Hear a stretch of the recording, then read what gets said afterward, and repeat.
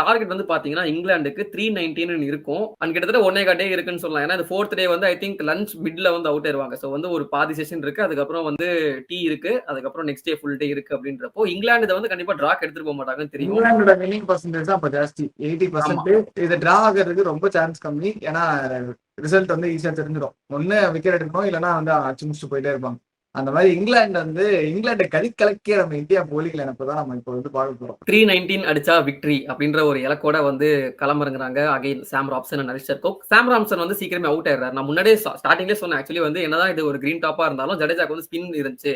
Turn and bounce இருந்துச்சு அப்படின்ட்டு அதை வந்து சூப்பரா யூட்டிலைஸ் பண்ணி அகைன் வந்து சாம் ராப்சன் விக்கெட் வந்து ஜடேஜா எடுக்கிறாரு.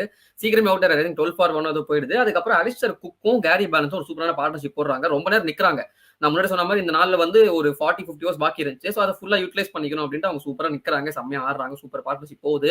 70 ஃபார் 1 அப்படின்னு இருக்கும்போது முகமது ஷமி ஒரு பிரேக் த்ரூ கொடுக்குறாரு. Gary Ballance centurion from the first innings அவர் விக்கெட்டை வந்து எடுக்கிறாரு. அந்த அடுத்து வந்து பாத்தீங்கன்னா இந்த ஃபேஸே வந்து இந்தியாவுக்கு வந்து சூப்பரான ஃபேஸ். ஃபர்ஸ்ட் பேலன்ஸ் அவுட் ஆறாரு. அடுத்த ஒரே வந்து பாத்தீங்கன்னா இயான் பெல் விக்கெட் வந்து இஷாந்த் சர்மா எடுக்கிறாரு. ஒரு சூப்பரான டெலிவரி போல்ட் ஆக்கியிருப்பாங்க. ஸோ அந்த விக்கெட் எடுக்கிறப்போ இஷாந்த் சர்மாவோட ரியாக்ஷன்ஸ் எல்லாம் செம்ம அனிமேட்டடா இருக்கும். சரி ஓகே 71 ஃபார் 3 குக் வந்து ரூட்டோட ஜாயின் பண்றாரு. குக் அதுக்கப்புறம் வந்து பாத்தீங்கன்னா அடுத்த ஓவர்ல திரும்ப குக்கும் அவுட் ஆறாரு. இஷாந்த் சர்மா கிட்ட கார்ட் பிஹைண்ட் கொடுத்து. ஸோ ஒரு 70 ஃபார் 1 இருந்த இங்கிலாந்து ஆல் ஆஃப் சடன் பாத்தீங்கன்னா 71 ஃபார் 4 மாறுது. அண்ட் வந்து இந்த இடத்துல வந்து கண்டிப்பா அட்வான்டேஜ் இந்தியா தாங்க. ஏன்னா வந்து 1 டே ஃபுல் டே இருக்கு. இப்போ வந்து 319 டார்கெட். இதுக்கப்புறம் நம்ம முன்னாடி சொன்ன மாதிரி தான் பிச்சு வந்து பிஹேவ் பண்ணுது அப்படின்றப்போ கொஞ்சம் கஷ்டமான டார்கெட் தான் அப்படின்னு இருக்கிறப்ப தான் மோயின் அலி வந்து ஜாயின் பண்றாரு.